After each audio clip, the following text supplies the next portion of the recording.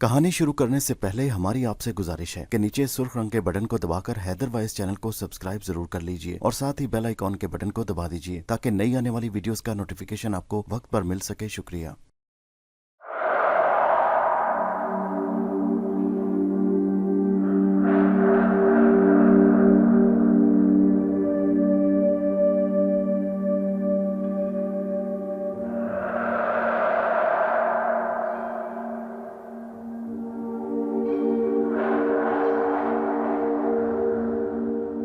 पेशे खिदमत है कहानी अंबर नाग मारिया की 39वीं किस्त का दूसरा हिस्सा। अंबर एक तरफ होकर खड़ा हो गया, सांप भी उसके करीब आ गया। अंबर ने जमीन पर झुककर सांप से कहा, नाग, ये काम जरा मुश्किल नजर आ रहा है। एक नहीं बल्कि 2 सिपाही पहरा दे रहे हैं। तुम जाकर कोशिश करो कि एक सिपाही को काबू कर लो। क्या तुम में इतना जहर है कि इनमें से एक को काट कर हिला कर सको? सांप ने गर्दन इस तरह हिलाई जैसे कह रहा हो कि मैं इन दोनों का काम तमाम कर सकता हूँ। सांप पहरेदारों की तरफ बढ़ा। अंबर अपनी जगह पर खड़ा रहा। सांप ने पहरेदारों के पास जाकर एक पहरेदार सिपाही पर जाकर हमला किया और उसे काट खाया। उस सिपाही ने गिरते गिरते सांप का शोर मचा दिया। दूसरे सिपाही ने तलवार खींचकर सांप पर हमला कर दिया। अंबर लपक कर सिपाही की तरफ गया क्योंकि नाग की जिंदगी खतरे में थी। सिपाही तलवार चला रहा था, सांप भागकर छुप गया। अब जो सिपाही ने एक और सिपाही को अपनी तरफ आते देखा तो रुक गया और बोला, तुम यहाँ क्या लेने आए हो? अंबर ने कहा, बादशाह के हुक्म से बाहर जा रहा हूँ, जहाज पर काम है। सिपाही ने कहा, हुक्मनामा दिखाओ। अंबर ने कहा, अभी दिखाता हूँ। अंबर जेबें टटोलने लगा। इसी असना में सिपाही जमीन पर गिरे हुए पहरेदार पर झुककर उसकी देखभाल करने लगा, मगर सांप के जहर ने उस सिपाही का काम तमाम कर दिया था। वो जहर के असर से मरकर अकड़ गया था। दूसरा सिपाही उठने ही लगा कि अंबर ने ऊपर से तलवार मारकर उसे भी मार डाला। अब मैदान साफ था। अंबर ने सांप को आवाज दी, नाग, बाहर निकल आओ। सांप एक सतून के पीछे से बाहर निकल आया। अंबर ने दरवाजा खोला और महल से बाहर आ गया। बाहर आते ही सांप ने भी जोर से फनकार मारकर दोबारा आदमी की शक्ल में आ गया। अंबर ने कहा, बड़ी मुश्किल से बाहर निकले हैं। कमबख्त जगह जगह पहरा लगा हुआ है। न जाने शकुंतला यहाँ से किस तरह भागी होगी। चलो अब यहाँ से भाग चलें, कहीं ऐसा ना हो फिर कोई मुसीबत आ जाए। अंबर और नाग ने महल में से निकलकर उस तरफ भागना शुरू कर दिया जिस तरफ जंगल शुरू होता था। रास्ते में उन्होंने दूर समंदर के किनारे खड़ा अपना बादमानी जहाज भी देखा। नाग ने कहा, अंबर भाई, क्यों ना जहाज पर चलकर मारिया को भी साथ ले लें। अंबर बोला, ऐसा करना खतरनाक होगा। जहाज पर बड़ा पहरा होगा। मारिया तो अपना बचाव कर सकती है, मगर हम जरूर पकड़ लिए जाएंगे। सबसे पहले जंगल में चलकर शकुंतला को तलाश करते हैं। मारिया तो इसी जहाज पर महफूज रह रही होगी। वहाँ खाने पीने की कमी नहीं और फिर वो किसी को दिखाई भी नहीं देती। पहले शकुंतला को ढूंढ लें, फिर जहाज पर आकर मारिया को भी साथ ले लेंगे। बल्कि शकुंतला को भी लेकर साथ इसी जहाज पर आ जाएंगे और यहाँ से आगे निकल चलेंगे। नाग ने कहा, जैसे तुम्हारी मर्जी। और वो दोनों जंगल की तरफ दौड़ते चले गए। समंदर के किनारे चलते हुए वो जंगल के किनारे पर आ गए और फिर घने जंगल में दाखिल हो गए। रात अंधेरी थी, हर तरफ अंधेरा फैला हुआ था। वो शकुंतला का आवाज नहीं दे सकते थे। आवाज देना वैसे भी बेकार था क्योंकि जाहिर है शकुंतला किसी जगह बाहर नहीं बैठी होगी। वो जरूर किसी गार या खो के अंदर छुपी होगी। उसे तो दिन चढ़ने के बाद ही तलाश किया जा सकता है। अंबर और नाग जंगल में भागते भागते काफी दूर निकल गए। आखिर उन्हें एक जगह थक कर रुकना पड़ा। वहां एक नदी बह रही थी। उन्होंने पानी पिया, मुंह हाथ धोए और झाड़ियों की ओट में छुपकर जरा आराम करने लगे। उधर अंबर और नाग जंगल में नदी किनारे झाड़ियों में छुपे थे। इधर कप्तान कश्ती में खजाने के संदूक लादे उन्हें साहिल की तरफ ला रहा था। जहाज पर मारिया गहरी नींद में सो रही थी।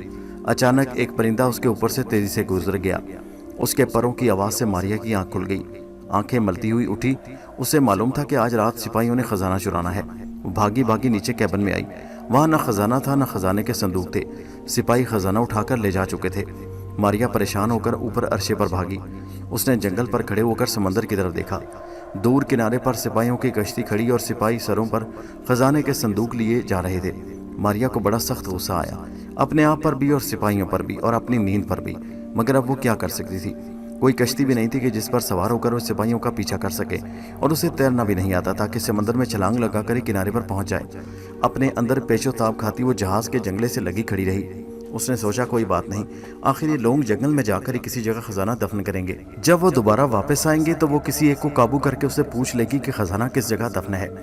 कप्तान के खजाने के 5 संदूक सिपाहियों के सरों पर उठवा रखे थे और उन्हें अपनी निगरानी में लेकर जंगल में दाखिल हो गया। उसे पहले से मालूम था कि खजाना किस जगह दफन करना है। चुनांचे उसने सोची समझी साजिश के मुताबिक सिपाहियों से कहा, भाइयों, जिस जगह खजाना दफन करना है वो जगह यहाँ से काफ़ी दूर है, इसलिए मैं चाहता हूँ कि कुछ लोग यहाँ आराम करें, कुछ सिपाही खजाना लेकर यहाँ से आगे चले जाएं। आखिर ऐसा क्यों कप्तान? हम में से कोई भी थका हुआ नहीं, हम बड़े आराम से सफ़र कर सकते हैं। کپتان لاجواب ہو گیا، اس کے پاس کوئی جواب نہیں تھا۔ اس نے کہا بہت اچھا بھائیو، اگر تم تھکے ہوئے نہیں ہو تو بے شک چلتے رہو، میں تو صرف تمہاری خاطر کہہ رہا تھا۔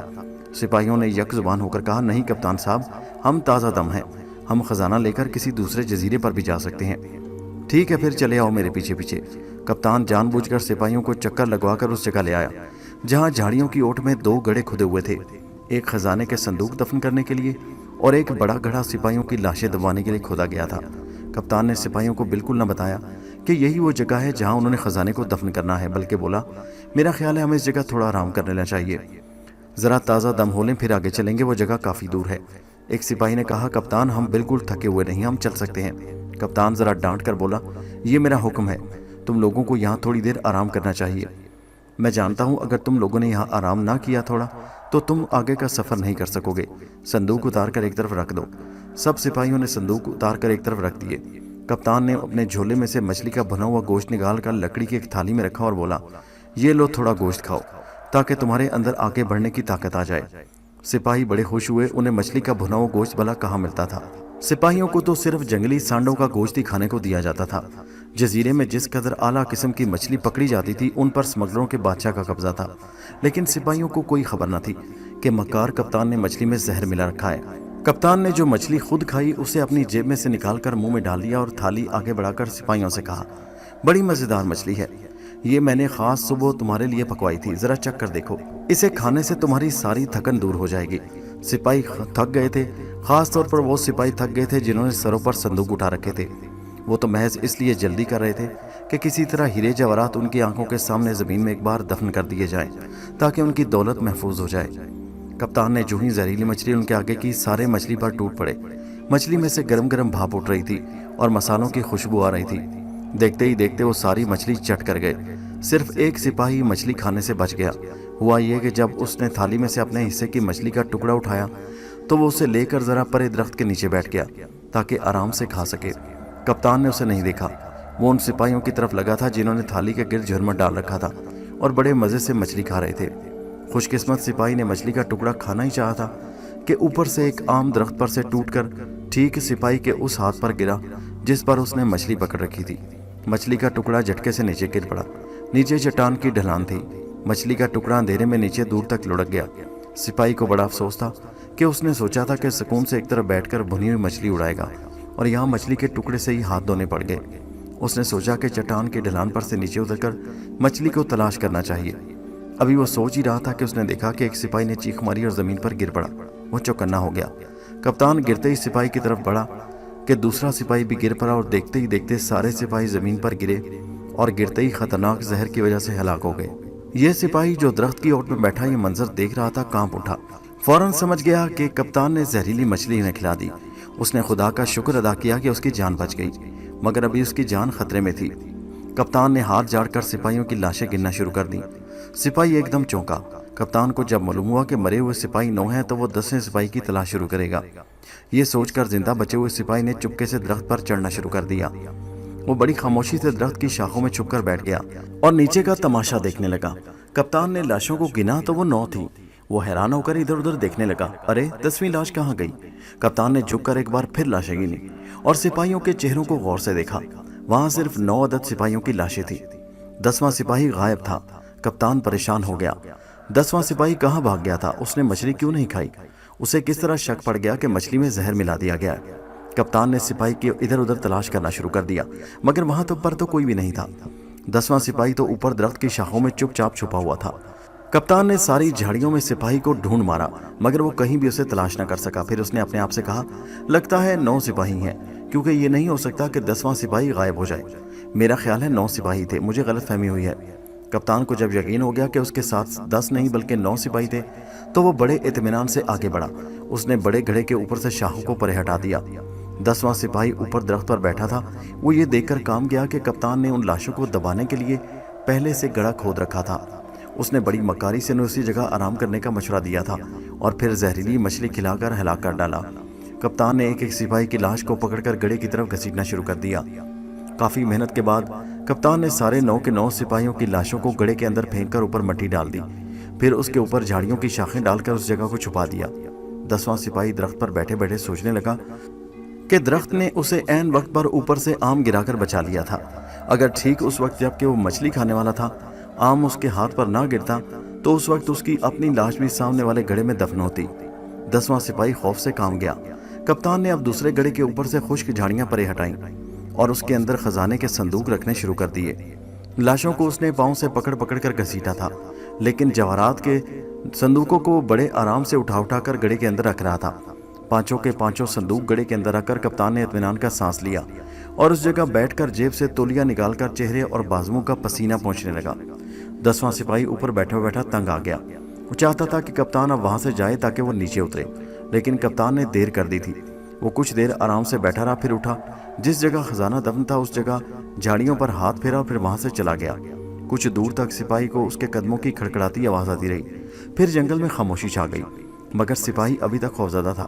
اسے ڈر تھا کہ کہیں کپتان قریب ہی نہ چھپا ہوا ہو، اس نے کوئی چال نہ چلی ہو۔ کافی دیر گزر جانے پر جب کپتان اندھیرے سے باہر نہ نکلا تو سپاہی کو یقین آ گیا کہ وہ چلا گیا ہے۔ اب وہ بڑے آرام سے درخت سے اترا اور نیچے آ گیا۔ سب سے پہلے وہ جھکا اس گڑھے پر آیا جہاں اس کے ساتھیوں کی لاشیں دبی ہوئی تھی۔ سپاہی جذباتی سا ہو گیا۔ اپنے سپاہیوں کو یاد کر کے اس کی آنکھوں میں آنسو آ گئے۔ اس نے فیصلہ کر لیا کہ وہ اپنے ساتھیوں کا کپتان سے بدلہ ضرور لے گا۔ پھر اس نے اس گڑھے کی جھاڑیوں کو دیکھا جہاں خزانہ دفن تھا۔ اس کے چہرے پر خوشی کی لہر دوڑ گئی۔ اس سارے خزانے کا اب میں اکیلا مالک ہوں۔ میں کپتان کو اسی طرح ہلاک کر دوں گا جس طرح اس نے میرے ساتھیوں کو ہلاک کیا۔ میں اسے زندہ نہیں چھوڑوں گا۔ میں اس کا اسی جگہ انتظار کروں گا، وہ ضرور آئے گا۔ اس کا خزانہ اس جگہ دفن ہے جس کا وہ اب اکیلا مالک بن بیٹھا ہے۔ میں کپتان کو اس کے ظلم اور لالچ کی پوری سزا دوں گا۔ سپاہی ایک طرف ہو کر سو گیا۔ دن نکلا تو وہ اٹھ کر بیٹھ گیا۔ وہ جزیرے اور جہاز کی طرف نہیں جا سکتا تھا، کیونکہ اگر وہ اس طرف جاتا تو کپتان اسے ضرور پہچان لیتا اور اسی وقت اسے ہلاک کر دیتا۔ اس نے اٹھ کر درخت پر سے پھل توڑ کر کھائے، ندی کا پانی پیا اور پھر درخت کے اوپر چڑھ کر بیٹھ گیا۔ اسے یقین تھا کہ کپتان جلدی سے جلدی خزانے کو ایک نظر دیکھنے کے لیے وہاں ضرور آئے گا، اور ایسا ہی ہوا۔ صبح ابھی ہوئی تھی کہ سپاہی کو جنگل میں قدموں کی آواز سنائی دی۔ سپاہی درخت کی شاخوں میں چھپا بڑے غور سے نیچے دیکھنے لگا۔ اسے سورج کی روشنی میں دور سے کپتان آتا دکھائی دیا۔ وہ بڑی ہوشیاری سے ادھر ادھر دیکھتا چلا آ رہا تھا، جیسے کسی پر ظاہر نہ کرنا چاہتا ہو کہ وہ جنگل میں آیا ہوا ہے۔ سپاہی اس کے انتظار میں درخت کے اوپر ہی بیٹھا رہا۔ کپتان اس جگہ آ گیا جہاں اس نے خزانہ دفن کر رکھا تھا۔ پہلے تو وہ بڑی خوشی بھرے چہرے کے ساتھ اس جگہ کو دیکھتا رہا، پھر وہ بیٹھ گیا۔ چاروں طرف ایک بار پھر غور سے دیکھا۔ جب اسے اطمینان ہو گیا کہ وہ وہاں اکیلا ہی ہے تو اس نے جھاڑیاں پرے ہٹا کر مٹی ادھر ادھر کرنی شروع کر دی۔ تھوڑا سا گڑھا کھودنے کے بعد ہی نیچے صندوق دکھائی دیا۔ کپتان نے صندوق کو باہر نکال کر اس کا ڈھکنا کھول دیا۔ دن کی روشنی میں صندوق میں بھرے ہوئے ہیرے جواہرات ستاروں کی طرح چمکنے لگے۔ درخت کے اوپر چھپے ہوئے سپاہی کی بھی آنکھیں چکا چوندھ ہو گئیں۔ کپتان کا تو خوشی کے مارے برا حال تھا۔ جواہرات کے ہاروں کو اپنے گلے میں پہنتا، ہیروں کو اپنے کانوں اور ماتھوں سے لگاتا۔ کچھ ہیرے اس نے اپنی جیب میں ڈال لیے، پھر دوسرے صندوق میں سے سونے کا ایک گلدان نکال کر اسے بار بار چومنے لگا۔ جب اسے چومتا چومتا تھک گیا تو گلدان کو دوبارہ صندوق میں رکھ کر اس کا ڈھکنا بند کر دیا۔ کپتان نے دونوں صندوق گڑھے میں واپس رکھ دیے۔ وہ مٹی بھرنے لگا۔ سپاہی نے سوچا کہ اس کپتان کو کس طرح ہلاک کیا جائے۔ اس کے پاس تلوار تھی، سپاہی کے پاس صرف خنجر تھا۔ کپتان ہٹا کٹا اور تجربہ کار تلوار باز تھا۔ سپاہی اگر نیچے جا کر اس پر حملہ بھی کر دیتے تو کپتان ضرور مقابلہ کرتا اور سپاہی کو ضرور ہلاک کر دیتا۔ پھر اس سے اپنے ساتھیوں کی موت کا بدلہ کس طرح لیا جائے؟ یہ شخص تو اگر اب چلا گیا تو ہو سکتا ہے کچھ روز بعد آئے اور خزانہ یہاں سے لے کر چلا جائے۔ ہو سکتا ہے کہ وہ اب رات کو واپس آئے۔ سپاہی اسی طرح اتنے دن تو جنگل میں نہیں رہ سکتا۔ پھر کیا کیا جائے؟ کیا وہ نیچے اتر کر کپتان پر حملہ کر دے؟ ابھی وہ یہی سوچ رہا تھا کہ کیا دیکھتا ہے کہ سیاہ رنگ کا لمبا موٹا سانپ درخت کی اوپر ٹہنی سے نیچے اتر رہا ہے۔ سپاہی کا تو جسم خوف کے مارے سن ہو گیا۔ اگر وہ شور مچاتا تو نیچے کپتان کے ہاتھوں گرفتار ہو کر ہلاک ہو جاتا، اور اگر خاموش رہتا ہے تو سانپ اسے کاٹ لے گا۔ اس کی جان دوہری مصیبت میں پھنس گئی تھی۔ سپاہی کو اپنی موت بالکل سامنے نظر آ رہی تھی۔ نیچے بھی موت تھی، اوپر بھی موت تھی۔ وہ دونوں موتوں کے بیچ میں آ گیا۔ سانپ اوپر والی شاخ سے نیچے اتر کر اب اس ٹہنی پر آ گیا جس پر سپاہی نے پناہ لے رکھی تھی۔ سپاہی نے موت کے انتظار میں آنکھیں بند کر لیں۔ دوسری بار جو اس نے آنکھیں کھولی تو سانپ اس کے قریب سے گزر رہا تھا، بالکل قریب سے۔ اسے سانپ کے چلنے کی ہلکی ہلکی سرسراہٹ بھی سنائی دی۔ اس نے آنکھیں کھولی تھی کہ جیسے سانپ کو بھی علم ہو گیا۔ سانپ چلتے چلتے رک گیا۔ سانپ نے اپنی گردن پیچھے گھما کر سپاہی کو اپنی دہکتی ہوئی انگارہ آنکھوں سے دیکھا۔ سپاہی زرد پڑ گیا۔ اس کے منہ سے چیخ نکلنے والی تھی کہ سانپ نے گردن موڑ لی اور آگے رینگنا شروع کر دیا۔ اس کا مطلب صاف تھا کہ جب اس نے آنکھیں بند کر رکھی تھی تو سانپ اس کے چہرے کے سامنے سے ہو کر گزرا تھا۔ سپاہی کے بدن میں ایک جھرجھری سی آ گئی۔ سانپ کی دم اب اس کے پاؤں کو چھو کر آگے نکل گئی۔ سانپ درخت پر سے نیچے اتر رہا تھا۔ نیچے کپتان ابھی تک گڑھے میں خزانہ دفن کرنے کے بعد مٹی ڈال رہا تھا۔ سانپ نیچے اتر گیا۔ कुछ देर वो अपनी जगह पर रुका रहा, बड़े गौर से उस आदमी को देखने लगा जो जमीन में मिट्टी डाल रहा था। कप्तान सांप से बेखबर था। फिर उसने रेंगना शुरू कर दिया। वो कप्तान के बिल्कुल करीब पीछे जाकर ठहर गया। सिपाही दरख्त पर बैठा बड़ी दिलचस्पी से ये सब तमाशा देख रहा था। उसकी समझ में नहीं आ रहा था कि ये सब कुछ क्या हो रहा है। सांप ने उसे काटना था मगर उसने नहीं काटा और करीब से होकर उसे घूर कर देखकर नीचे चला गया और अब कप्तान के पीछे जाकर रुक गया। आखिर सांप क्या करना चाहता था? सांप ने जो कुछ करना था वो सामने आ गया था। सांप ने जमीन पर से फन फैलाकर ऊपर उठना शुरू कर दिया। वो जमीन से 5 फीट ऊपर आ गया और अपने फन को फैलाने लगा। कप्तान को एहसास हुआ कि उसके पीछे कोई है। जो ही उसने पलट कर देखा, उसकी नजर सांप के फन पर पड़ी जो उसकी तरफ मुंह करके झूम रहा था। कप्तान का हाथ तलवार की तरफ गया, लेकिन इस दौरान में सांप उसे डस कर वहां से जा चुका था। ये सब कुछ इस कदर तेजी से हुआ कि सिपाही भी हैरान रह गया। सांप के डसने से कप्तान चकराकर जमीन पर गिर पड़ा। ये कोई बहुत ही खतरनाक जहरीला सांप था, क्योंकि देखते ही देखते कप्तान का सारा जिस्म नीला पड़ गया और उसकी आंखें उबलकर बाहर आ गईं। फिर उसके जिस्म ने फूलना शुरू कर दिया।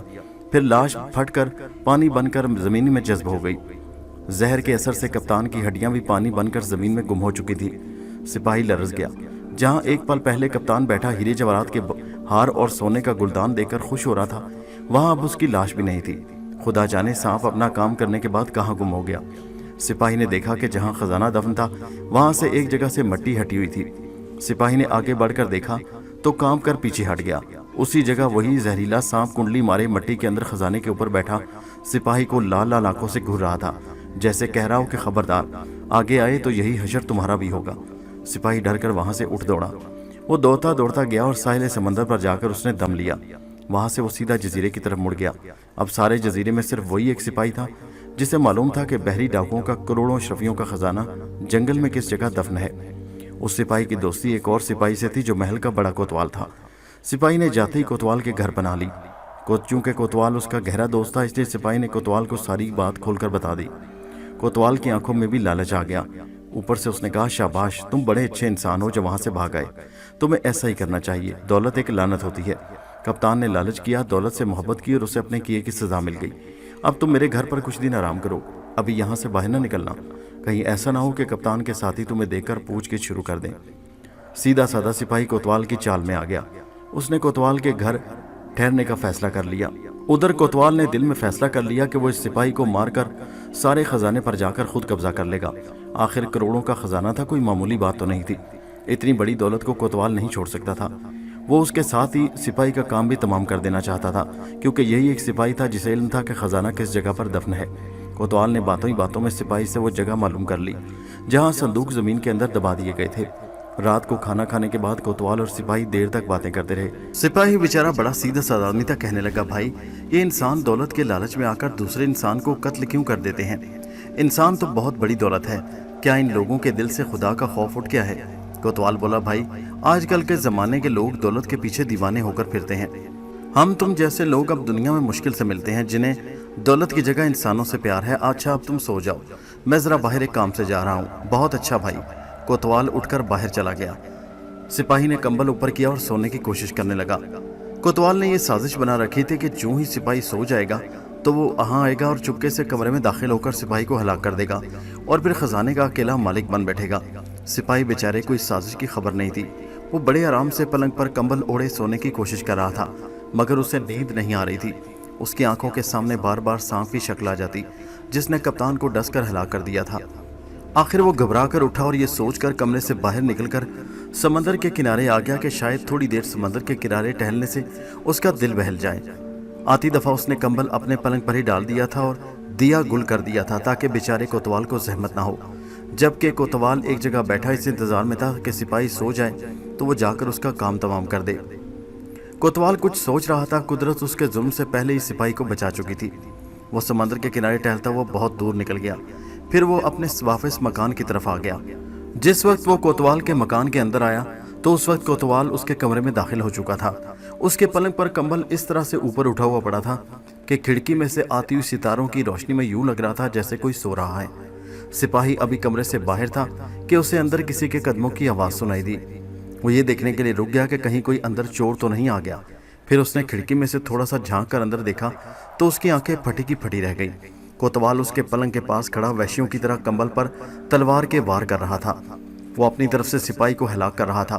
کوتوال نے تلوار مار مار کر کمبل کا کیما کیما کر دیا۔ پھر اچانک اسے خیال آیا کہ کمبل کے نیچے تو کوئی انسان نہیں۔ کوتوال نے تیزی سے پھٹا ہوا کمبل ایک طرف پھینکا، نیچے پلنگ خالی تھا۔ کوتوال نے غصیلی نظروں سے آس پاس دیکھا۔ سپاہی جلدی سے کھڑکی میں سے پرے ہٹ کر بھاگ گیا۔ اسے معلوم تھا کہ کوتوال اس کی تلاش میں ضرور آئے گا۔ وہ سمندر کے کنارے تک بھاگتا چلا گیا۔ خوف کے مارے نہ اس نے پیچھے مڑ کر دیکھا اور وہ نہ کسی جگہ رکا، بس بھاگتا ہی چلا گیا۔ وہ اس قدر خوفزدہ تھا کہ بھاگتا ہی چلا جا رہا تھا۔ سمندر سامنے آ گیا، اس نے سمندر میں چھلانگ لگا دی۔ اس کا اعتماد اس دنیا سے اٹھ گیا تھا۔ اس کا بہترین دوست دولت کی وجہ سے اس کا جانی دشمن ہو گیا۔ اب وہ کسی پر بھروسہ نہیں کر سکتا تھا، اور پھر کوتوال تو سپاہی کو کبھی زندہ نہیں چھوڑ سکتا تھا، کیونکہ صرف وہی ایک اس دنیا میں خزانے کی جگہ کا گواہ باقی تھا، اور وہ اسے ہر حالت میں ختم کرنا چاہتا تھا۔ سپاہی بیچارہ سمندر میں تیرتا چلا گیا۔ وہ آخر تیر کر کہاں جا سکتا تھا؟ اس نے دیکھا کہ ایک طرف بادبانی جہاز کھڑا تھا، کنارے کی طرف جہاز پر پہرا تھا، لیکن جہاز کے پیچھے کوئی بھی نہیں تھا۔ اس نے سوچا کہ کیوں نہ پیچھے سے خالی جہاز کے اوپر چڑھ کر آرام کر لے، پھر دیکھا جائے گا۔ سوچ لے کہ اب کہاں جائے۔ یہ سوچ کر سپاہی نے سمندر میں بڑی خاموشی سے بادبانی جہاز کی طرف تیرنا شروع کر دیا۔ تیرتے تیرتے وہ رات کے اندھیرے میں جہاز کے قریب آ گیا۔ جہاز کی پچھلی طرف لنگر کے ساتھ ایک رسا لٹک رہا تھا۔ سپاہی نے رسے کو تھام کر اوپر چڑھنا شروع کر دیا۔ جہاز کے اوپر چڑھ کر عرشے پر لیٹ گیا۔ وہ بے حد تھک گیا تھا، اسے سخت پیاس لگی تھی۔ کچھ دیر لیٹے رہنے کے بعد اس کے ہوش و حواس درست ہوئے، تو اس نے سوچا کہ جہاز کے نیچے جا کر باورچی خانے میں پانی تلاش کرنا چاہیے، اور پھر اسی جگہ کسی تختے کے نیچے پڑ کر سو جانا چاہیے، پھر دیکھا جائے گا کہ کیا کرنا چاہیے۔ اس نے دل میں اس بات کا بھی فیصلہ کر لیا تھا کہ اب وہ یہ جزیرہ چھوڑ دے گا جہاں ہر شخص انسان کا دشمن اور دولت کا پجاری ہے۔ ایسے جزیرے پر وہ کبھی نہیں رہے گا جہاں ہر شخص اسے محض اس لیے قتل کرنا چاہتا ہے کہ اسے ایک خزانے کا علم ہے۔ سپاہی کے لیے اب اس خزانے میں کوئی دلکشی نہیں رہی تھی۔ وہ اب 8ویں حصے سے بھی الگ ہو گیا تھا۔ اسے دولت اور زر و جواہرات سے نفرت ہو گئی تھی۔ اس کے دل میں یہ خیال بیٹھ گیا کہ جس کے دل میں دولت کی محبت ہوگی وہ کبھی اس دنیا میں خوشی سے زندگی بسر نہیں کر سکتا۔ دولت کے لالچ میں اس نے اپنی آنکھوں کے سامنے کتنے ہی لوگوں کو موت کے گھاٹ اترتے دیکھا تھا، یہاں تک کہ اس کا خاص دوست اس کی جان کا دشمن بن بیٹھا تھا۔ اسے کبھی یقین نہیں آ سکتا تھا کہ کوتوال، جو کہ اتنا پرانا اس کا دوست تھا، وہ بھی اسے دولت کے لالچ میں آ کر قتل کر سکتا ہے۔ پیاس کے مارے اس کا دم نکلا جا رہا تھا۔ وہ اٹھ کر نیچے آ گیا۔ جہاز کے نیچے اس نے دیکھا کہ کیبن کے دروازے باہر سے بند تھے۔ ایک کیبن کے قریب سے گزرتے ہوئے اسے چھینک آ گئی۔ اسی کیبن میں ماریا سو رہی تھی۔ چھینک کی آواز سن کر اس کی آنکھ کھل گئی۔ وہ اٹھ کر بیٹھ گئی۔ اس نے کیبن میں سے باہر جھانک کر دیکھا۔ ہلکی ہلکی روشنی میں اس نے دیکھا کہ ایک سپاہی قسم کا نوجوان راہداری میں سے گزر کر باورچی خانے کی طرف جا رہا ہے۔ اس نے سوچا کہ پتہ کرنا چاہیے یہ شخص کون ہے اور جہاز میں آدھی رات کو کیا کرنے آیا ہے۔ ماریا کیبن میں سے نکل کر باہر آ گئی اور سپاہی کے پیچھے پیچھے چل پڑی۔ سپاہی تو اسے دیکھ ہی نہیں سکتا تھا کیونکہ وہ تو غائب تھی، نظروں سے اوجھل تھی، جبکہ ماریا اسے برابر دیکھ رہی تھی۔ سپاہی نے آخری باورچی کو تلاش کر لیا۔ باورچی خانے میں آ کر اس نے مرتبان میں سے پانی نکال کر پیا اور پھر اسی جگہ فرش پر اپنے سر کو پکڑ کر بیٹھ گیا۔ وہ اپنے آپ سے باتیں کرنے لگا۔ میاں خدا کا شکر ادا کرو کہ تم کو خدا نے بچا لیا، ورنہ اس وقت یہ ٹھنڈا پانی نصیب نہ ہوتا۔ اس وقت تمہاری لاش بھی دوسرے سپاہیوں کی لاشوں کے ساتھ زمین کے اندر دبی ہوتی۔ پھر سپاہی نے ہاتھ جوڑ کر آسمان کی طرف کیا اور بولا، اے رب، میں کس زبان سے تمہارا شکریہ ادا کروں کہ تو نے میری 3 بار جان بچائی۔ پہلی بار کپتان کی زہریلی مچھلی سے بچا، دوسری بار سانپ سے تو نے مجھے بچایا، اور تیسری بار کوتوال کی تلوار سے۔ میں ایک گنہگار انسان ہوں، لیکن اتنا ضرور ہے کہ تیرا غلام ہوں اور دولت کے لالچ اور ہوس سے پاک ہوں۔ میری طرف سے خزانے کے صندوق جنگل میں پڑے پڑے گل سڑ جائیں، کوتوال اسے لے جائے یا کوتوال سانپ کی وجہ سے ہلاک ہو جائے، میں کبھی اس کی طرف دھیان نہیں دوں گا۔ اب تو دل چاہتا ہے کہ اس جزیرے سے کسی اور جگہ بھاگ جاؤں، یہاں تو سب کے سب دولت کے پجاری اور انسانوں کے قاتل بستے ہیں۔ اے رب، مجھے اس جزیرے سے نکال کر کہیں دور لے جا۔ پھر سپاہی نے سر جھکا لیا اور منہ میں بڑبڑانے لگا۔ ماریا باورچی خانے میں ایک طرف کھڑی اس شخص کی ساری باتیں سن رہی تھی۔ وہ بڑی حیران ہوئی کہ یہ شخص کیسا اچھا اور نیک آدمی ہے۔ سمجھ گئی کہ اسے خزانے کا پورا معلوم ہے اور اس کی وجہ سے بھاگ کر یہاں آیا۔ اس نے سوچا کہ اس نوجوان کی مدد کرنی چاہیے اور اسے مدد بھی لینی چاہیے، کم از کم وہ یہ ضرور بتا سکتا تھا خزانہ جنگل میں کہاں ہے۔ لیکن سوال یہ تھا کہ ماریا اس سے کس طرح کلام کرے، وہ خود اسے دکھائی نہیں دے گی، وہ آواز سن کر ڈر جائے گا، لیکن سوائے اس سے بولنے کے اور کوئی چارہ بھی نہ تھا۔ آخر ماریا نے کہا، اے نوجوان بھائی، تو کون ہے؟ سپاہی نے چونک کر آس پاس دیکھا۔ کون ہے؟ کون ہے؟ وہ ڈر گیا، سہم گیا۔ اسے ابھی کسی عورت کی آواز سنائی دی تھی، مگر اسے دکھائی کوئی نہیں دے رہا تھا وہاں۔ آخر ماریا نے کہا، سنو میرے بھائی، میری آواز سن کر گھبراؤ نہیں، میں کوئی جن بھوت یا چڑیل نہیں، بلکہ تمہاری طرح ایک انسان ہوں۔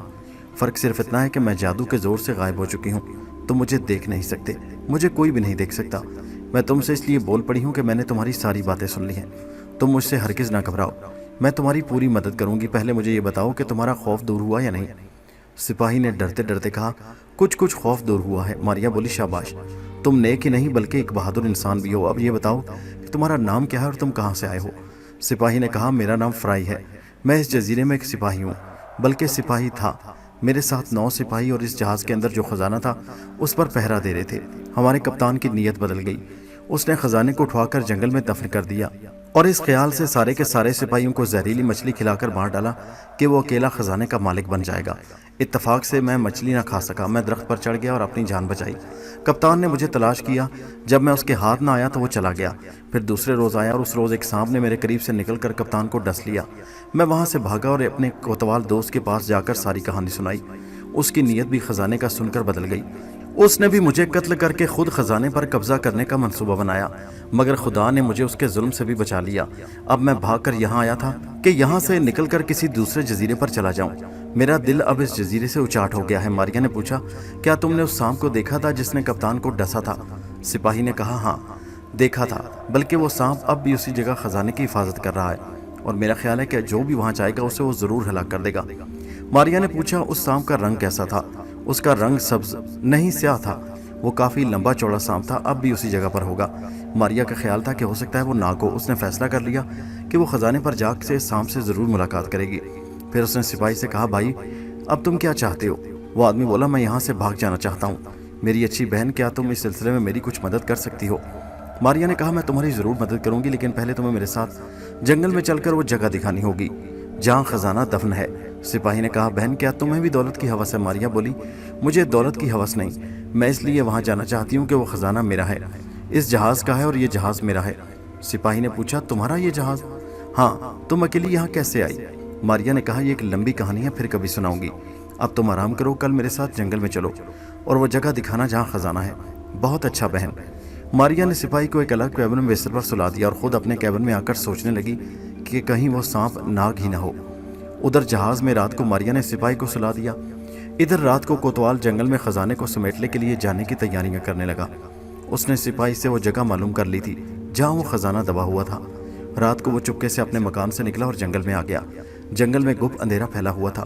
کوتوال اندازے سے چلتا ہوا اس درخت کے نیچے آ گیا جہاں اسے بتایا گیا تھا کہ خزانے کے سارے صندوق دفن ہیں۔ وہ ادھر ادھر خزانے کی جگہ تلاش کرنے لگا۔ اب جنوب کی طرف آسمان پر چاند نکل آیا، جس کی وجہ سے جنگل میں روشنی پھیل گئی۔ کوتوال کو دولت کے لالچ نے اندھا کر دیا تھا۔ وہ پاگلوں کی طرح خزانے کو تلاش کر رہا تھا۔ آخر خزانہ اسے مل گیا۔ اس نے دیکھا کہ ایک جگہ زمین کچھ کھدی ہوئی ہے اور کچھ ابری ابری سی تھی۔ یہی وہ جگہ تھی۔ کوتوال نے دیوانوں کی طرح زمین کھودنی شروع کر دی۔ چاندنی میں اسے سب کچھ دکھائی دے رہا تھا۔ اس روشنی میں اس نے پہلے صندوق کو دیکھا۔ ابھی وہ صندوق کی طرف گڑھے میں ہاتھ بڑھانے ہی والا تھا کہ اسے پیچھے پھنکار کی آواز سنائی دی۔ کوتوال نے چونک کر پیچھے دیکھا، اس کی جان خشک ہو گئی۔ اس کے پیچھے وہی سیاہ لمبا سانپ اپنا پھن پھیلائے جھوم رہا تھا اور کوتوال کی طرف سرخ سرخ آنکھوں سے دیکھ رہا تھا۔ کوتوال نے سوچا کہ کمر سے خنجر نکال کر سانپ کا کام تمام کر دے، مگر سانپ کو پہلے ہی اس کے ارادے کا علم ہو گیا تھا۔ اس نے بجلی جیسی تیزی کے ساتھ آگے بڑھ کر کوتوال کی ٹانگ پر ڈس دیا۔ کوتوال کے منہ سے ایک چیخ نکل گئی۔ یہ چیخ امبر نے بھی سنی۔ امبر یہاں سے قریبی ناگ کے ساتھ جنگل میں ایک درخت کے نیچے پناہ لیے ہوا تھا۔ وہ 2 راتوں سے شکنتلا کو جنگل میں تلاش کر رہے تھے، مگر اس کا کہیں بھی سراغ نہیں ملا تھا۔ رات کو تھک ہار کر وہ ایک گھنے درخت کے نیچے پڑے تھے کہ جنگل میں کوتوال کی چیخ کی آواز سنی۔ امبر نے ناگ سے کہا، تم نے چیخ کی آواز سنی ہے؟ ناگ بولا، ہاں، یہ کسی انسان کی آواز تھی، چل کر دیکھنا چاہیے، کوئی شخص تکلیف میں پھنسا ہوا ہے۔ امبر اور ناگ لپک کر اس طرف گئے جدھر سے انہیں چیخ کی آواز آئی تھی۔ جھاڑیوں کو لانگتے پھلانگتے جب وہ ایک کھلی جگہ پہنچے تو کیا دیکھتے ہیں کہ ایک سانپ اپنا پھن پھیلائے مستی میں آ کر جھوم رہا ہے اور نیچے کوتوال کی لاش پڑی ہے۔ امبر اور ناگ حیرانی سے ایک دوسرے کو دیکھنے لگے۔ امبر نے کہا، سانپ نے اس بیچارے آدمی کو ہلاک کر دیا۔ ناگ بولا، ہاں، اس نے سپاہیوں کی وردی پہنی ہوئی ہے، شاید وہ ہماری تلاش میں ادھر آیا تھا، میں سانپ سے پوچھتا ہوں۔ ناگ خود ایک سانپ تھا جس نے ایک انسان کی شکل اختیار کر رکھی تھی۔ وہ سانپ کی زبان جانتا تھا اور ان کی باتیں بھی سمجھ لیتا تھا اور وہ خود بھی ان سے باتیں کر لیتا تھا۔ ناگ جو ہی آگے بڑھا، سانپ نے اپنا پھن گھما کر زور سے پھنکار مانگی۔ پھر اچانک سانپ پر جیسے لرزہ سا طاری ہو گیا، اس کا پھن جھک گیا۔ اس نے اپنی گردن جھکا لی اور پھن سمیٹ کر ناگ کے آگے گردن زمین پر رکھ دی۔ اس نے ناگ سے کہا، اے ناگ دیوتا، میں آپ کی خدمت میں ادب سے سلام عرض کرتا ہوں۔ ناگ نے کہا، یہ آدمی کون تھا اور تم نے اسے کیوں مار ڈالا؟ سانپ نے کہا، ناگ دیوتا، یہ شخص لالچی ہے، اس نے کئی لوگوں کو قتل کیا ہے۔ یہ خزانے کی تلاش میں یہاں آیا تھا جو کسی کی امانت معلوم ہوتا ہے۔ میں خزانے پر پہرا دے رہا ہوں۔ ناگ نے پوچھا خزانہ؟ کون سا خزانہ؟ سانپ بولا حضور اس جگہ زمین کے اندر خزانہ دفن ہے۔ ناگ نے امبر کو ساتھ لیا اور انہوں نے دیکھا کہ گڑھے کے اندر وہی صندوق پڑے تھے جو ان کے اپنے صندوق تھے۔ امبر نے کہا ارے یہ تو ہمارا ہی خزانہ ہے، معلوم ہوتا ہے کہ ان لوگوں نے ماریا کو پکڑ لیا ہوگا جب ہی خزانے پر قبضہ کر کے یہاں دفن کر دیا گیا۔ ناگ نے سانپ سے پوچھا تم نے یہاں کسی عورت کو دیکھا ہے؟ میرا مطلب ہے تمہیں یہاں کبھی کسی عورت کی بو محسوس ہوئی؟ سانپ نے کہا ناگ دیوتا یہاں میں نے کسی عورت کو محسوس نہیں کیا۔ ہاں ایک کپتان اپنے 10 سپاہیوں کے ساتھ ایک خزانے کے صندوق لے کر یہاں آیا تھا۔ اس نے خزانہ یہاں دبا دیا اور اپنے 9 سپاہیوں کو زہریلی مچھلی کے کباب کھلا کر مار ڈالا۔ ایک سپاہی بچ کر درخت پر چڑھ گیا۔ میں نے اسے کچھ نہیں کہا کیونکہ اس سپاہی سے دشمنی کی بو نہیں آتی تھی۔ کپتان نے اپنے سارے سپاہیوں کو گڑھے میں دبا دیا اور خود خزانہ لے جانے کی فکر میں تھا کہ میں نے اسے ڈس کر ہلاک کر دیا۔ اب یہ شخص خزانہ چرانے آیا تھا کہ میں نے اسے بھی مار ڈالا۔ امبر کہنے لگا ناگ بھائی یقیناً ماریا کی عدم موجودگی میں یہ لوگ یہاں خزانہ اٹھوا کر لے آئے ہیں۔ ماریا تو سو رہی ہوگی اور یا اسے پکڑ کر لے گئے ہیں۔ ناگ نے کہا مگر ماریا کو پکڑنا آسان کام نہیں، وہ تو کسی کو دکھائی نہیں دیتی، پھر اسے کوئی کیسے گرفتار کر سکتا ہے؟ باقی رہی یہ بات کہ وہ کسی سے ٹکرا گئی ہوگی تو ایسی صورت میں بھی یہ لوگ اس سے ڈر کر بھاگ گئے ہوں گے، کیونکہ یہاں سارے کے سارے لوگ وہمی ہیں اور جن بھوتوں سے ڈرتے ہیں۔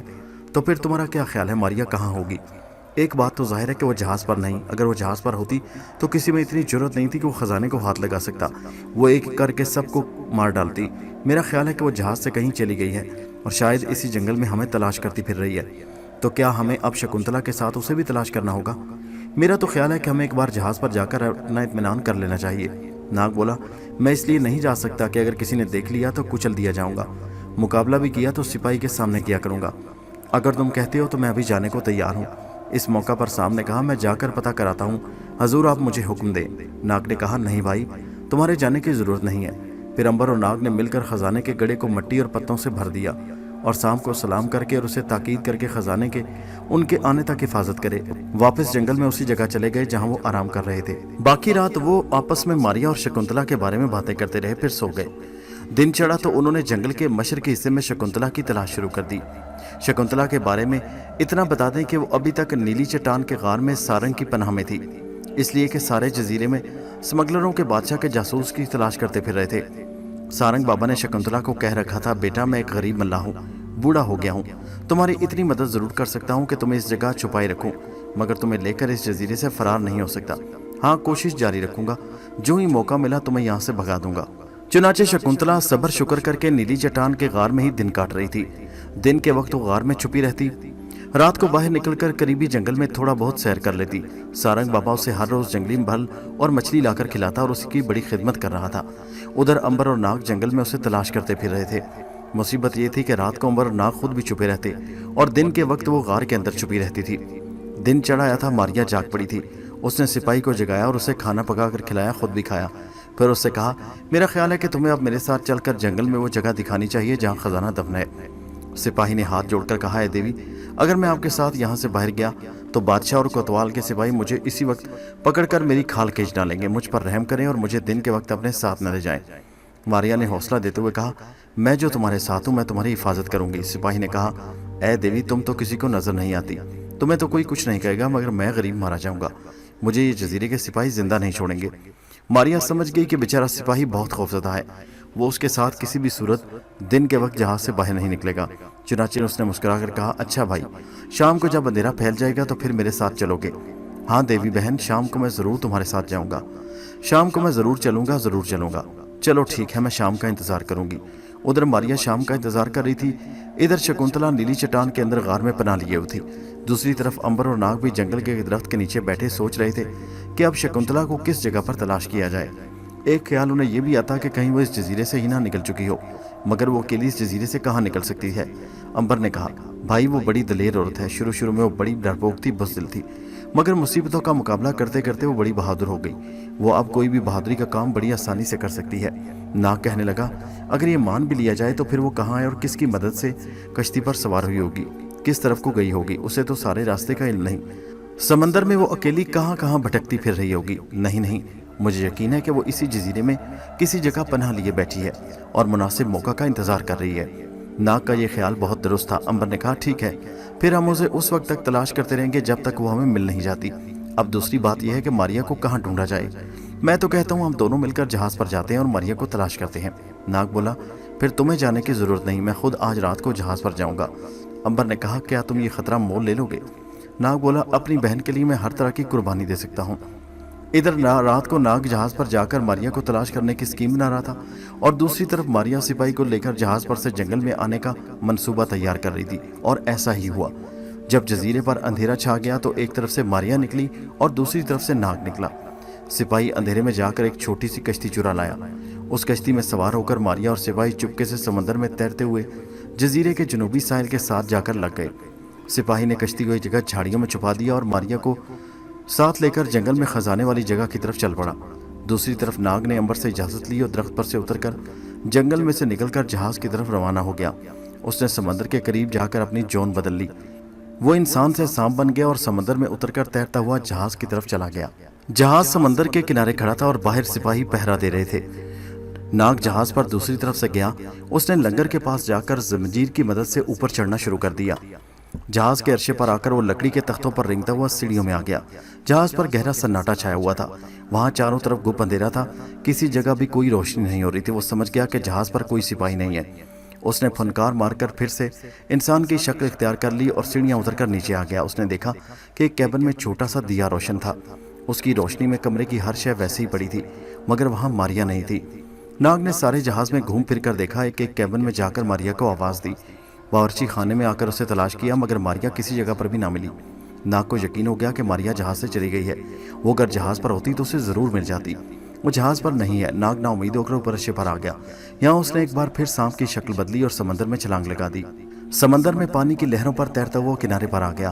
फिर किनारे की रेत पर रेंगता हुआ जंगल की तरफ जा रहा था कि अचानक पहरा देते हुए एक सिपाही की उस पर नजर पड़ गई।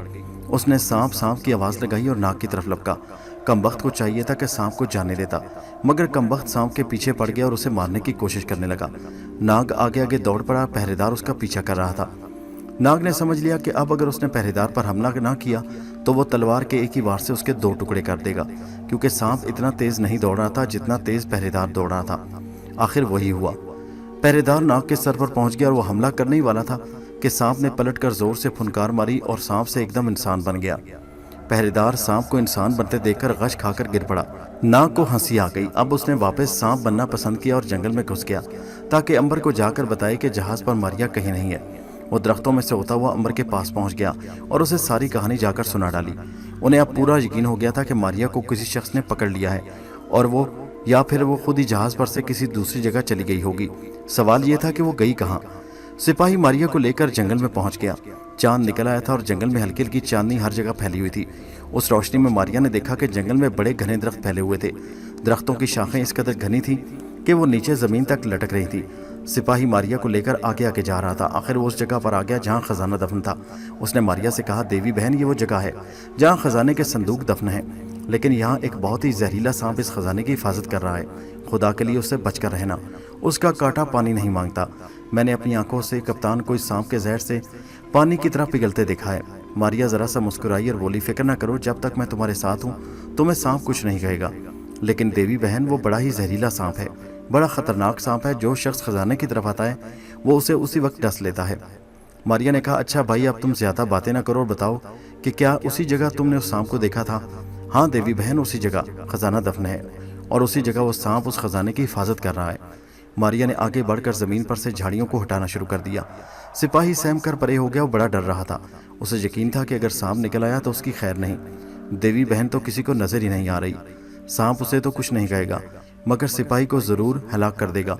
मारिया झाड़ियों को हटा रही थी कि अचानक वही सामने काला स्याह नाग निकलकर अपना फन फैलाए खड़ा हो गया। वो चांदनी रात में बड़ा खौफनाक लग रहा था। उसकी आंखों से शोले निकल रहे थे। सिपाही तो उसे देखकर थर थर कांपने लगा। मारिया सांप को देखकर बिल्कुल न घबराई।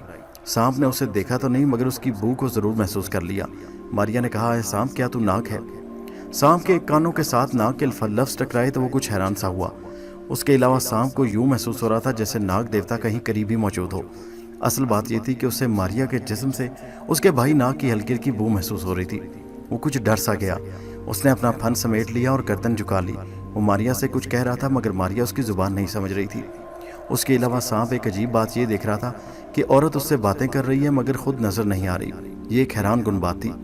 सांप को यकीन हो गया कि वो किसी आसमानी हस्ती के सामने खड़ा है। उसने एक बार फिर कहा, आसमानी देवी, मैं नाग देवता नहीं मगर उनका गुलाम जरूर हूँ। वो इस जंगल में एक जगह मौजूद है, अगर तुम थोड़ी देर इंतजार करो तो मैं उन्हें अभी जाकर बुला लेता हूँ। मुझे इस जंगल में उनकी बूम बराबर महसूस हो रही है, मैं उसके बू के साथ साथ रेंगता हुआ उन तक पहुंच जाऊंगा। लेकिन मुसीबत यह थी कि मारिया सांप की जुबान से निकला हुआ एक लफ्ज भी नहीं समझ पा रही थी। अगर वो उसकी जुबान समझ जाती तो उस वक्त मुलाकात अंबर और नाग से हो जाती। मारिया ने सिपाही से कहा, देखा तुमने, सांप ने तुझे कुछ नहीं कहा। मैं ना कहती थी कि वो तुम्हें कुछ नहीं कहेगा। अब जमीन को खोदो और मुझे दिखाओ कि खजाना कहाँ है। सिपाही ने कहा, मुझे डर लगता है। मारिया बोली, अब डरने की कोई जरूरत नहीं, तुम बेफिक्र होकर मिट्टी खोदो, मैं तुम्हारे पास खड़ी हूँ और सांप ने भी अपना फन समेट लिया है। सिपाही ने डरते डरते जमीन खोदनी शुरू कर दी। सांप एक तरफ हटकर खामोशी से जमीन पर बैठा था। वो सिपाही को मुसलसल देख रहा था, मगर मजाल के जरा आगे आकर कुछ कहे। थोड़ी सी जमीन खोदने के बाद नीचे से खजाने के संदूक निकल आए। मारिया ने अपने जहाज के खजाने को फौरन पहचान लिया। उसने सिपाही से कहा, बस ठीक है, मैं समझ गई, ये वो खजाना है। अब तुम इसे दोबारा मिट्टी डालकर बंद कर दो और ऊपर झाड़ियां डाल दो। देवी बहन, जो आपका हुक्म। सिपाही खुश हुआ कि इस बक बक से उसकी जान छूटी। वो चाहता भी यही था कि खजाने पर मिट्टी डालकर वहां से निकल जाए। जमीन हमवार करके ऊपर झाड़ियां डालकर सिपाही ने कहा, देवी बहन, अब क्या हुक्म है, क्या यहाँ से चलें अब? मारिया बोली, हाँ अब चलो, जिस बात की तलाश में मैं यहाँ आई थी वो यहाँ कहीं नजर नहीं आती। सिपाही मारिया को लेकर वापस रवाना हुआ। रास्ते में उसने मारिया से पूछा कि वो किस चीज की तलाश में वहां आई थी, क्या उसे खजाने की तलाश नहीं थी? मारिया ने गहरा सांस भरकर कहा, नहीं भाई, अगर खजाने की तलाश होती तो मैं जहाज पर ही बैठी रहती। ये खजाना तो मेरे जहाज पर से उठाकर यहाँ लाया गया था। सिपाही ने हैरत से पूछा, देवी बहन, फिर आपको किस चीज की तलाश इस घने जंगल में आधी रात को खींच लाई? मारिया ने कहा, यह तो मैं फिर कभी बताऊंगी। सिपाही मारिया को लेकर जंगल से बाहर निकल आया। सामने चांद आसमान पर चमक रहा था, जिसकी रोशनी में समंदर की सतह शीशे की तरह चमक रही थी। दूर मारिया को अपना जहाज समंदर में खड़ा दिखाई दे रहा था। वो जंगल से बाहर निकलकर अब जजीरे के साहिल की गीली रेत पर चले जा रहे थे। मारिया नजर नहीं आ रही थी। सिपाही चांदनी में चलता हुआ दिखाई दे रहा था। अभी वो जहाज से दूर ही थे कि अचानक सामने से दो पहरेदार सिपाही घोड़ा दौड़ाते आए और उन्होंने उसे पहचान कर घेर लिया। एक ने गरज कर कहा, फ्राई, अब तुम हमसे बचकर नहीं जा सकते, हमें कई रोज से तुम्हारी तलाश थी। तुमने कोतवाल को हलाक किया और तुमने ही कप्तान और बाकी पहरेदारों को मारा है। बादशाह ने हुक्म दे रखा है कि तुम्हें गिरफ्तार करके उसकी खिदमत में पेश किया जाए, ताकि वो खुद ब खुद अपने हाथों से तुम्हें कत्ल करे। अब सीधी तरह हमारे साथ चलो, मगर ठहरो, मैं तुम्हें रस्सी से बांध दूं, क्योंकि बादशाह का यही हुक्म है। सिपाही का खून खुश्क हो गया। उसे मालूम था कि वह बचकर कहीं नहीं जा सकता। पहरेदार ने घोड़े से उतरकर सिपाही को रस्सी से बांधना शुरू कर दिया। सिपाही ने गिड़गिड़ाते हुए कहा, भाई मुझे माफ कर दो। पहरेदार ने सिपाही को तमाचा मारकर कहा, बकवास बंद करो, तुम कातिल हो। सिपाही ने उसकी तरफ देखा जिधर उसके ख्याल के मुताबिक मारिया को खड़े होना चाहिए था। वो खुद भी हैरान था कि मारिया उसकी मदद क्यों नहीं कर रही। उसने आवाज देकर कहा, देवी बहन, मेरी मदद करो, ये लोग मुझे अब जिंदा नहीं छोड़ेंगे। पहरेदार बड़े हैरान हुए कि ये पागल है जो हवा में किसी देवी को आवाजें दे रहा है। एक पहरेदार ने कहका लगाकर कहा, बदबख्त, तू हवा में किसको मदद के लिए पुकार रहा है? अब कोई तेरी मदद को नहीं आएगा। दूसरा पहरेदार बोला, यार, इस बेचारे का मौत की खबर सुनकर दिमाग चल गया है। फिर दोनों कहका मारकर हंसने लगे। सिपाही ने फिर मारिया को आवाज दी, देवी बहन, तुम कहाँ हो, मेरी मदद करो। इस पर दोनों पहरेदारों ने बारी बारी सिपाही को एक एक लात मारी। वो बेचारा पहले ही रस्सी में बंधा हुआ था, मुंह के बल रेत पर गिर पड़ा। अब मारिया से ना रहा गया। उसने आगे बढ़कर एक पहरेदार की बगल से नेजा जोर से खींच लिया। नेजा उसके हाथ में आते ही गायब हो गया। मारिया की एक खास बात यह थी कि उसके हाथ में जो चीज आती वो गायब हो जाती थी। पहरेदार तो हैरान रह गया, उसका नेजा पीछे से किसने खींच लिया। उसने सिपाही की तरफ देखा, कहीं उसने ये हरकत तो नहीं की, मगर सिपाही के दोनों हाथ उसकी पीठ पर बंधे हुए थे। दूसरे पहरेदार ने कहा, तुम्हारा नेजा कहाँ गया? पहले ने घबराकर कहा, मालूम होता है यहाँ कोई भूत आ गया है। उस बदबख्त ने किसी भूत को ही आवाज दी थी, यहाँ से भाग चलो, मगर पहले उसे हलाक कर दो, नहीं तो हमारी जान को खतरा है। सिपाही खौफ से कांपने लगा, क्योंकि वो बड़ी आसानी से दूसरे नेजे से उसे हलाक कर सकते थे, और ऐसा ही हुआ। दूसरे पहरेदार ने अपने नेजे को ऊपर उठाया और पूरी ताकत से घोड़े की पीठ पर बैठे बैठे उस सिपाही के सीने पर घोंप दिया। मारिया के नेजा उसके साथ ही बुलंद हुआ और उसने पहरेदार के सीने में वो नेजा पिरो दिया।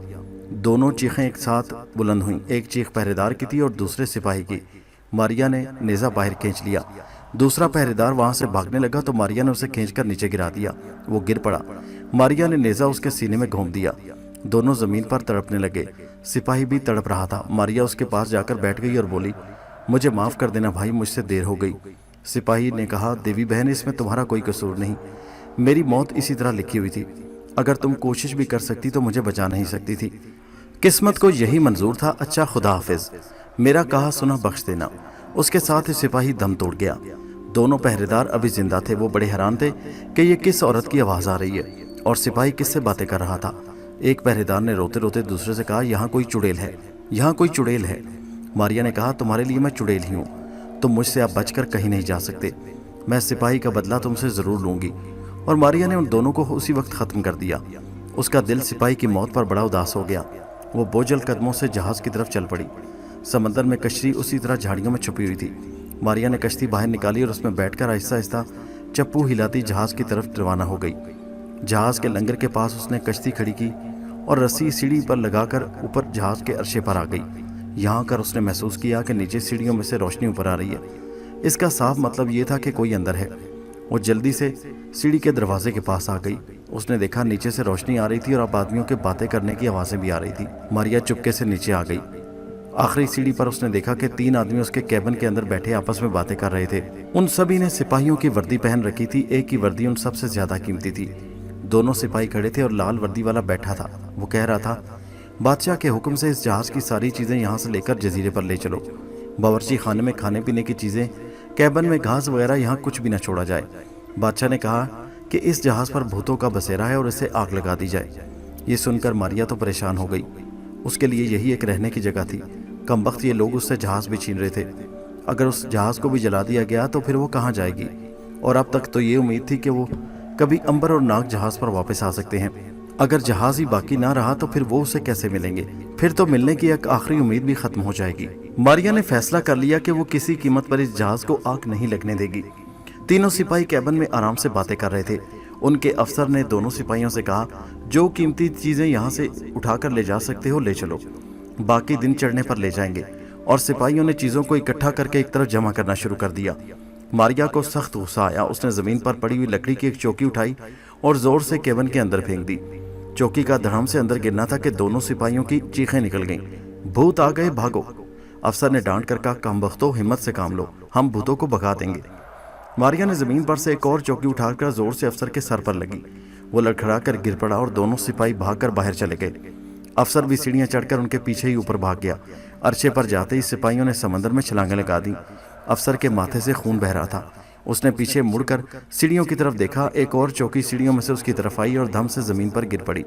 अफसर ने दूसरी चौकी के आने से पहले ही समंदर में छलांग लगा दी। काला सांप आधी रात को नाग देवता की तरफ चल पड़ा। उस जंगल में नाग देवता की बराबर बू आ रही थी। चांदनी रात में उसे जंगल की एक झाड़ी और एक एक पत्ता साफ नजर आ रहा था। मारिया और सिपाही अभी अभी सांप को अकेला छोड़कर गए थे। वो नाग देवता को जाकर बताना चाहता था कि वो जिस लड़की की तलाश में जंगल में फिर रहे हैं वो जहाज पर वापस चली गई है। सांप जू जू आके बढ़ रहा था। उसे नाग देवता की बू तेज महसूस हो रही थी। सांप ने उस जगह अपना फन उठाया और झूमते और सीटी की आवाज निकालने लगा। ये एक सलाम था जो सांप नाग देवता के हजूर में जाकर किया करते हैं। नाग उस वक्त अंबर के करीबी झाड़ियों में लेटा हुआ था। सीटी की आवाज सुनकर होशियार हो गया। उसने चौंक कर अंबर से कहा, भाई अंबर, वही सांप फिर आया है। मालूम होता है कि वो कोई पैगाम लेकर आया है। अंबर ने कहा, चलो उससे चलकर मिलते हैं। दोनों उठकर झाड़ियों में से बाहर आ गए। सामने सांप मौजूद था। नाग ने उसे देखकर पूछा, तुम आधी रात को कैसे आ गए? सांप ने नाग को झुककर सलाम किया और कहा, ऐ नाग देवता, एक औरत अभी अभी एक शख्स के साथ मेरे खजाने पर आई। वो वहाँ मौजूद थी। उसकी बू मुझे महसूस हो रही थी। उसकी बू में से मुझे आपकी बू भी आ रही थी, मगर वो मुझे दिखाई नहीं दे रही थी। सांप के इतना कहने पर नाग और अंबर चौंक पड़े। कहाँ है वो औरत? वो मारिया है, हमारी बहन मारिया। कहाँ चली गई, तुम्हें मालूम है क्या? सांप ने कहा, हुजूर, वो औरत समंदर में खड़े किसी जहाज पर वापस जाने के लिए कह रही थी। नाग ने अंबर से कहा, अंबर भाई, मैं ना कहता था कि मारिया जरूर जहाज पर मौजूद होगी। चलो जल्दी चलो, उससे जाकर मिलते हैं। अंबर और नाग समंदर की तरफ चलने लगे। नाग ने सांप से कहा, तुम खजाने पर जाकर बैठ जाओ और उसकी हिफाजत करो। देखना कोई भी शख्स खजाने को वहां से ना ले जाए। सांप ने झुककर कहा, फिक्र न करें हुजूर, किसी की जरूरत नहीं कि आपके खजाने को हाथ लगा सके। मैं अपनी जान की बाजी लगाकर आपकी अमानत की हिफाजत करूंगा। नाग बोला, शाबाश, अब तुम वापस जाओ, हम समंदर में खड़े जहाज की तरफ जा रहे हैं। सांप वहां से वापस खजाने की वाली जगह पर आ गया और अंबर और नाग जहाज की तरफ रवाना हो गए। वो बड़ी तेजी से जंगल में से निकलकर समंदर के किनारे पर आ गए। चांदनी खूब चटकी हुई थी। चांद आसमान के बीच में आकर चमक रहा था। उन्होंने देखा दूर साहिल के साथ उनका जहाज खड़ा था। वो जहाज की तरफ चले तो रास्ते में उन्हें 3 लाशें दिखाई दी। उनमें से 2 लाशें तो एक पहरेदारों की थी और एक सिपाही की थी। नाग ने कहा, न जाने इन्हें कौन कत्ल करके यहाँ फेंक गया। अंबर बोला, मालूम होता है वापसी पर इन सिपाहियों ने मारिया को घेर लिया होगा और उसने मुकाबला करके इन्हें हलाक कर दिया। नाग बोला, मगर मारिया तो इन्हें नजर नहीं आ रही, फिर इसे कैसे घेर लिया गया इन्होंने? अंबर ने कहा, मेरा ख्याल है इनमें से एक सिपाही जरूर मारिया के साथ होगा, उसे गिरफ्तार करने 2 सिपाही आए होंगे। मारिया ने हमला करके इनको हलाक कर दिया और एक सिपाही मुकाबले में मारा गया होगा। इसी तरह बातें करते वो जहाज के करीब आ गए। यहाँ से उन्होंने रुक कर देखा, जहाज के आगे साहिल पर सिपाही पहरा दे रहे थे।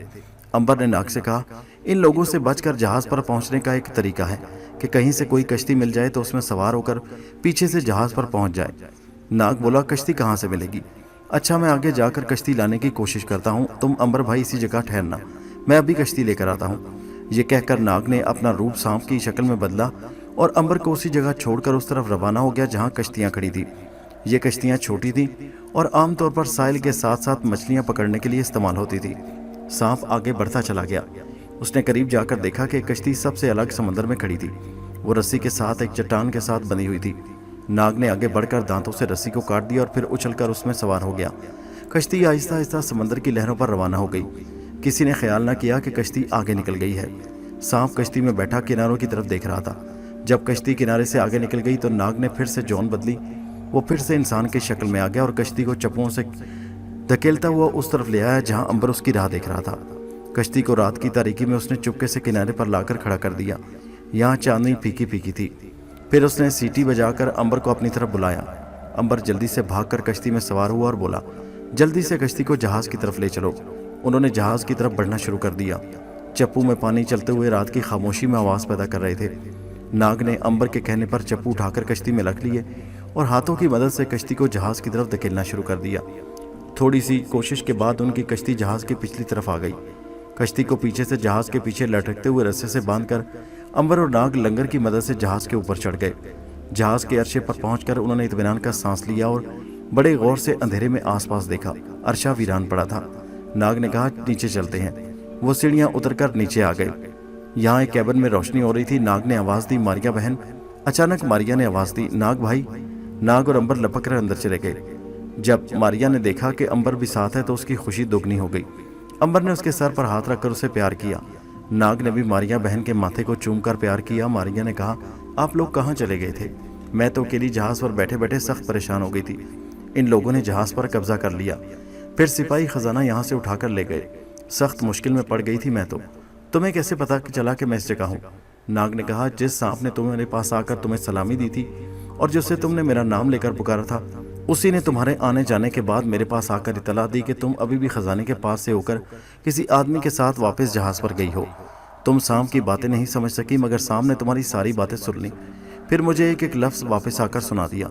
उस वक्त मैं और अंबर वहाँ से तुम्हारी तलाश में निकल खड़े हुए थे। ये बताओ कि वो आदमी कहाँ है जो तुम्हारे साथ था? मारिया ने सिपाही की सारी कहानी सुना डाली। अंबर ने कहा, अब हालात ये हैं कि सारा खजाना जंगल में दबा है। उस खजाने को इस जहाज़ पर लाकर रखना है। दूसरा काम यह है कि शकुंतला को तलाश करके वापस लाना है। उसके बाद ही हम यहाँ से कूच कर सकेंगे। मारिया ने पूछा, क्या शकुंतला का कोई सुराग मिला? अंबर बोला, सुराग सिर्फ इस कदर मिल सका कि शकुंतला स्मगलरों के बादशाह के महल से भी भाग चुकी। वो शाही महल में नहीं, वो तुम्हारे पास जहाज़ में भी नहीं आई। इसका मतलब यही है कि वो जंगल में किसी जगह छुपी हुई है। हम 2 दिन से जंगल में उसे तलाश करते फिर रहे हैं, हमें वो कहीं नजर नहीं आई। हम खुद स्मगलरों के बादशाह की कैद से निकलकर भागे हैं। मारिया बोली, अब शकुंतला को कहाँ तलाश किया जाए? अंबर ने कहा, शकुंतला को हम तलाश कर लेंगे, वो ज़रूर मिलेगी। सबसे पहले हमें जंगल में से खजाने को किसी तरह लाकर इस जहाज़ पर लादना है, ताकि जब शकुंतला मिल जाए तो हम उसी वक्त इस जजीरे से कूच कर जाएं। मारिया ने कहा, बात बड़ी माकूल है, लेकिन शकुंतला को किस जगह तलाश किया जाए? अगर वो जंगल में नहीं है तो फिर किस जगह होगी? अंबर ने कहा, मेरा अपना ख्याल है कि उसे ज़रूर किसी शख्स ने अपने घर में पनाह दे रखी है। इस किस्म का आदमी कोई बूढ़ा मल्लाह हो सकता है, क्योंकि इस जजीरे में मैंने किसी जवान मल्लाह को रहमदिल नहीं देखा। यहाँ रहमदिल सिर्फ कोई बूढ़ा मल्लाह ही हो सकता है। ये जजीरे वाले भी बूढ़ों के साथ अच्छा सलूक नहीं करते। चुनाचे ख्याल यही कि शकुंतला ने किसी बूढ़े को अपनी दर्दनाक कहानी सुनाई होगी, उसके दिल में रहम आ गया होगा और शकुंतला को उसने पनाह दे दी होगी। नाग ने कहा, मैं तुम्हारे ख्याल से इत्तेफाक करता हूँ। हमें जंगल के साथ समुद्री साहिलों पर ऐसे मल्लाहों को देखना चाहिए जो बूढ़े हों और झोंपड़ियों में जाल मरम्मत करने पर ही ज़िंदगी बसर कर रहे हो। मारिया बोली, ये काम तो मैं खुद बड़ी आसानी से कर सकती हूँ, मुझे तो कोई नहीं देख सकता। मैं समंदर के किनारे किनारे की एक एक झोंपड़ी में झांक कर देख लूँगी कि शकुंतला कहाँ है। अंबर भाई, तुम सिर्फ मुझे उसका हुलिया बता दो कि कैसा है, फिर मैं उसे ज़रूर किसी न किसी जगह ढूंढ लूँगी। अंबर ने कहा, वो स्याह आंखों वाली एक लंबे कद की बड़ी खुश शक्ल औरत है। جس کے چہرے سے وقار اور حیا ٹپکتی ہے۔ تم اسے ایک ہی نظر میں پہچان لوگی۔ اگر پورا یقین کرنا چاہو تو اسے کہنا کہ تم امبر کی بہن ہو اور تمہیں امبر نے اس کے پاس بھیجا ہے۔ وہ خود ہی تمہیں بتا دے کہ میں شکنتلا ہوں اور مجھے خدا کے لیے میرے بھائی کے پاس لے چلو، ٹھیک ہے نا؟ ماریا نے کہا بالکل ٹھیک ہے، تم لوگ اسی جہاز پر ٹھہرو، میں صبح ہوتے ہی یہاں سے نکل جاؤں گی، اور میرے خدا نے چاہا تو ایک ہی دن کے اندر اندر شکنتلا بہن کو تلاش کر کے اسے اپنے ساتھ لے آؤں گی۔ ناگ نے کہا ماریا بہن، اگر یہ تم کام کر سکو تو ہم دونوں تمہارے بڑے شکر گزار ہوں گے، لیکن اپنی حفاظت بھی ساتھ ساتھ ہی کرنا، کیونکہ ان سپاہیوں کا کوئی بھروسہ نہیں کہ وہ یوں ہی وقت بے وقت کوئی تلوار چلا دیں اور اپنے ساتھ ہمیں بھی لے ڈوبیں۔ ماریا نے کہا گھبراؤ نہیں ناگ بھائی، تم لوگوں کی طرح میں بھی اپنا بچاؤ کرنا خوب جانتی ہوں۔ میں صبح ہونے سے پہلے پہلے یہاں سے نکل جاؤں گی اور شکنتلا کا پتہ چلا کر ہی یہاں آؤں گی۔ باقی رات انہوں نے باتیں کرنے میں ہی نکال دی۔ صبح ہونے والی تھی کہ ماریا کشتی میں سوار ہو کر کنارے کی طرف چلی گئی۔ کنارے پر جا کر اس نے کشتی کو ساحل پر ایک جھاڑی میں چھپا کر رکھ دیا اور خود کنارے کنارے سمندر سے دور نکل گئی۔ امبر اور ناگ جہاز کے عرصے پر کھڑے اسے دور جاتے دیکھتے رہے۔ جب وہ ساحل کے درختوں میں گم ہو گئی تو وہ واپس کیبن میں آ کر لیٹ گئے۔ انہوں نے کیبن کا دروازہ اندر سے بند کر لیا۔ امبر نے کہا یار ناگ ماریا تو دکھائی نہیں دیتی، مگر ہم تو سب کو نظر آ جاتے ہیں۔ اگر کوئی سپاہی یہاں آ گیا تو مجبوراً اسے مقابلہ کر کے اسے قتل کرنا ہوگا، اس لیے ہمیں ہوشیار ہو جانا چاہیے، کہیں تمہیں کوئی نقصان نہ پہنچ جائے۔ ناگ نے کہا امبر بھائی، جب کوئی سپاہی آئے گا تو دیکھا جائے گا۔ ویسے تو میں یقین دلاتا ہوں کہ یہاں آیا ہوا سپاہی ماریا کے ہاتھ سے بچ کر نکل جاتا تھا، مگر میرے ہاتھ سے کبھی بچ کر نہیں جائے گا۔ یہ سپاہی بڑے ظالم ہیں، انہوں نے بے شمار لوگوں کو موت کی نیند سلایا ہے۔ اب ہمیں کچھ دیر آرام کرنا چاہیے۔ دونوں تھوڑی دیر باتیں کرنے کے بعد سو گئے۔ صبح ہو گئی، سورج نکل آیا تھا۔ دن کی روشنی چاروں طرف جزیرے پر پھیل چکی تھی۔ ماریا ساحل کے ساتھ ساتھ چلی جا رہی تھی۔ راستے میں 6-7 جھونپڑیاں آئیں۔ اس نے اندر جھانک کر دیکھا، اسے وہاں کوئی سیاہ آنکھوں اور باوقار چہرے والی عورت نظر نہ آئی، کوئی بوڑھا بھی دکھائی نہ دیا۔ ماریا آگے ہی آگے چلتی چلی گئی۔ ایک جگہ اس نے جھونپڑی کے باہر ایک بوڑھے کو دیکھا کہ بیٹھا اپنی پھٹی ہوئی صدری سی رہا ہے۔ ماریا اس کے قریب جا کر کھڑی ہو گئی۔ بابا، کیا یہاں تم نے کسی شکنتلا کو چھپا رکھا ہے؟ بوڑھے نے چونک کر دیکھا کہ یہ آواز کہاں سے آ رہی ہے۔ ماریا نے اپنا سوال دہرایا تو بوڑھا چیخ مار کر بے ہوش ہو گیا۔ ماریا سمجھ گئی کہ اتنا بزدل اور ڈرپوک بوڑھا شکنتلا جیسی دلیر عورت کو چھپانے کی جرت نہیں کر سکتا۔ وہ اس جھونپڑی کو پیچھے چھوڑ کر آگے نکل گئی۔ اس نے ساحل کے ساتھ ساتھ تقریباً ہر جھونپڑی کے اندر جھانک کر دیکھ لیا۔ اسے شکنتلا کے حلیے کی ایک بھی عورت دکھائی نہ دی۔ وہ شام تک وہاں در بدر ماری پھرتی رہی۔ اسے شکنتلا نہ مل سکی۔ کشتی پر سوار ہو کر وہ جہاز پر پہنچی۔ امبر اور ناگ کو جا کر اس نے بتایا کہ شکنتلا کا کہیں سراغ نہیں ملا، لیکن اس نے حوصلہ نہیں ہارا۔ کل صبح وہ جزیرے کے جنوب مشرقی ساحل کی طرف جائے گی۔ شکنتلا ضرور اس طرف چلی گئی ہوگی، یہ کل معلوم ہو جائے گا۔ رات کو تھکی آ رہی تھی، جلدی سو گئی۔ اگلے روز امبر اور ناگ کو اسی جگہ چھوڑ کر وہ اکیلی جنگل میں شکنتلا کو تلاش کرتے نکل آئی۔ جنگل سے وہ جلدی سے باہر نکل جانا چاہتی تھی، چنانچہ وہ ایک طرف سے باہر سمندر کے کنارے پر آ گئی۔ یہاں کوئی بھی انسان نہیں تھا۔ سمندر کا یہ ساحل بالکل ویران پڑا تھا۔ دوستو، یہ کہانی جاری ہے، اس کا اگلا حصہ نیکسٹ ویڈیو میں ملاحظہ کیجیے، جس کا لنک اسی ویڈیو کے نیچے ڈسکرپشن میں موجود ہے، اور ہمارے چینل حیدر وائس کو سبسکرائب ضرور کیجیے۔ شکریہ۔